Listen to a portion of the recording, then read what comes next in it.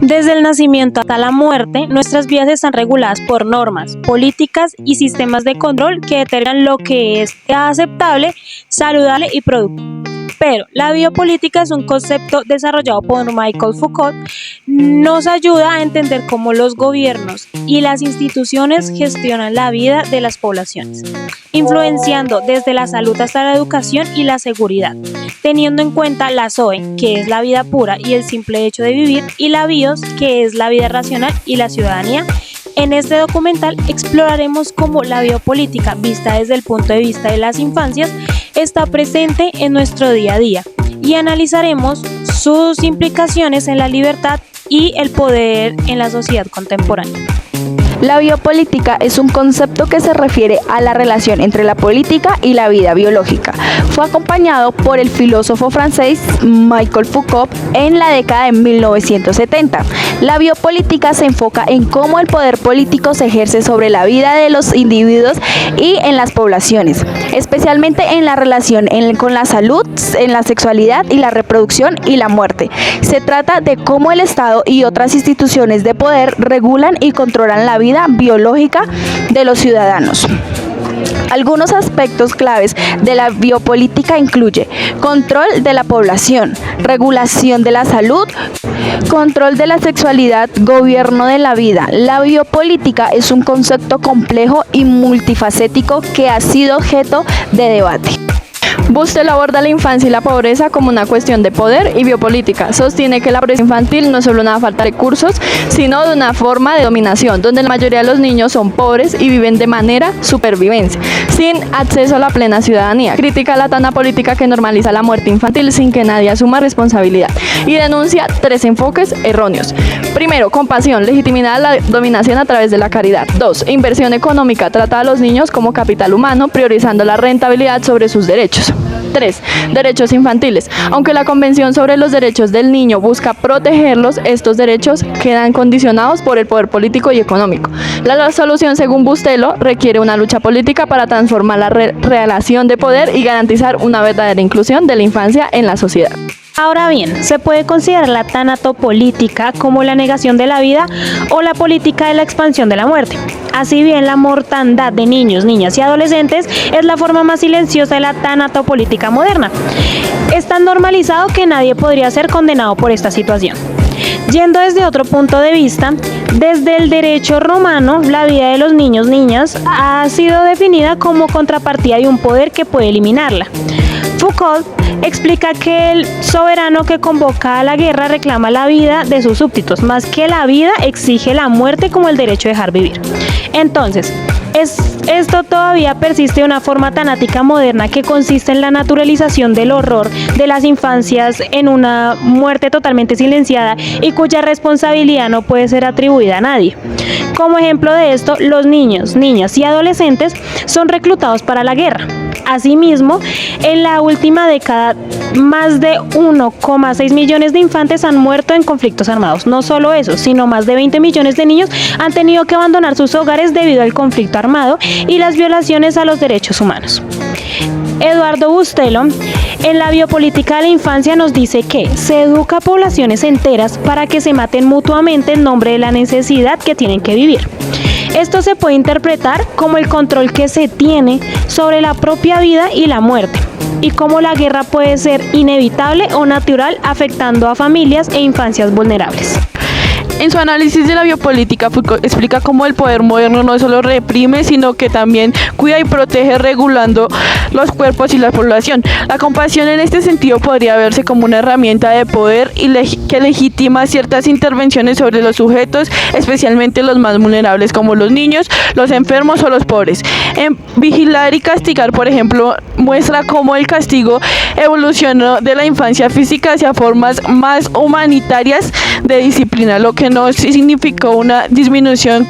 Además, Foucault advierte que los discursos de protección pueden encubrir relaciones de dominación. La compasión institucionada, como en la beneficencia o la asistencia social, podría ser vista como una forma de control que impide a los sujetos ejercer autonomía real, manteniéndose en una posición de dependencia. En este sentido, la compasión no sería solo un sentido altruista altruista, sino una tecnología de poder que define quién merece ayuda y bajo qué condiciones. El concepto de inversión en la infancia, según Bustelo, se basa en la idea de que los niños y adolescentes son vistos como capital humano, que generan beneficios económicos a futuro. Se les considera una inversión rentable para la sociedad, justificando la educación y el bienestar infantil en función a su prioridad futura.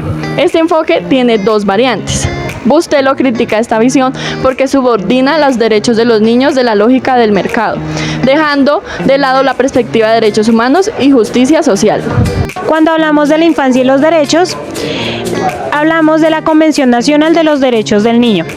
Es el instrumento jurídico y político más importante que ha sido presentada como la supuesta red que regula el campo de la infancia y la adolescencia. Su objetivo es construir al niño como sujeto de derechos que serían emulables a los de los adultos. El niño, niña, de acuerdo a su edad, adquiere progresivamente derechos y en la medida que accede a su subjetividad, conquista su plena autonomía. Aquí lo importante es el acceso a la libertad y los derechos individuales. No existe la infancia, existen niños individualizados cada vez más tempranamente. La visión liberal considera que es en el periodo de la infancia y la adolescencia donde se van construyendo los derechos como parte de la construcción del individuo y que estos derechos serán individuales llegando a su fase adulta.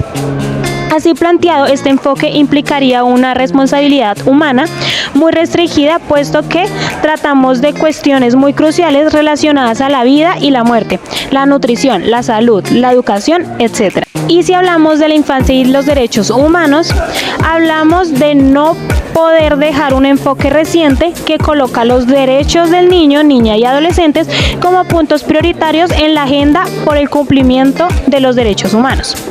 En este contexto, los niños, niñas y adolescentes también deben luchar por asegurar un lugar en una agenda de derechos humanos paulatinamente tensionada y muy dinámica en lo que se refiere a los distintos contextos históricos, lo que podemos ver con el origen mismo de la Declaración Universal de los Derechos Humanos de 1948, que acordemos, fue elaborada sin la participación de la mayoría de los pueblos del mundo.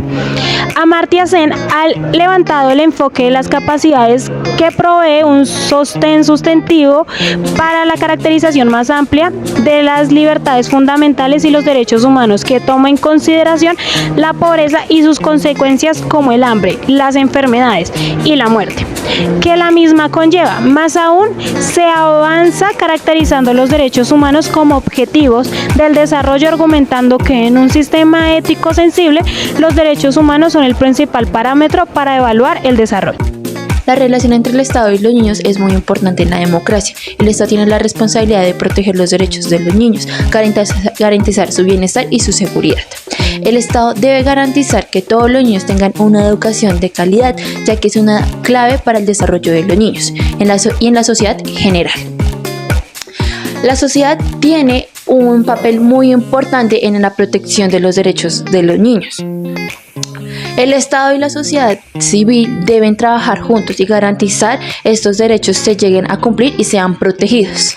La infancia y la democracia son muy importantes en crear un futuro para los niños, llegando a tener una democracia en un sistema mejor, teniendo voz y voto y tener una mejor disposición de nuestros niños y nuestra comunidad. Porque es importante que los niños participen en la democracia, porque tienen ideas, opiniones muy valiosas, porque pueden ayudar a crear un futuro mejor y más valioso.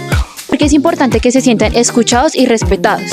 Los problemas que se llegan a afrontar son los niños que no tienen voz y no toman las decisiones. Hay reglas que llegan a controlar su vida.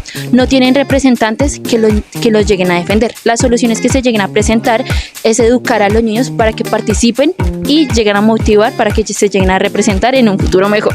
En conclusión, la lucha por los derechos de la infancia es una forma de señalar los problemas del mundo.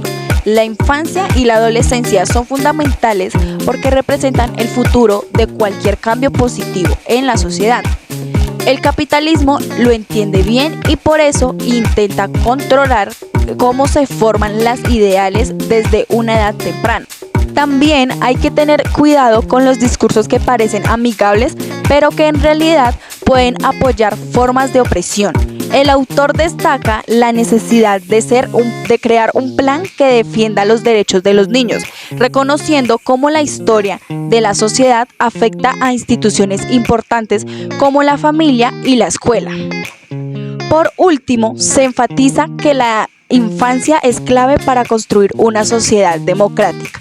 Trabajar en este ámbito implica desafíos del orden, estableciendo y denuncias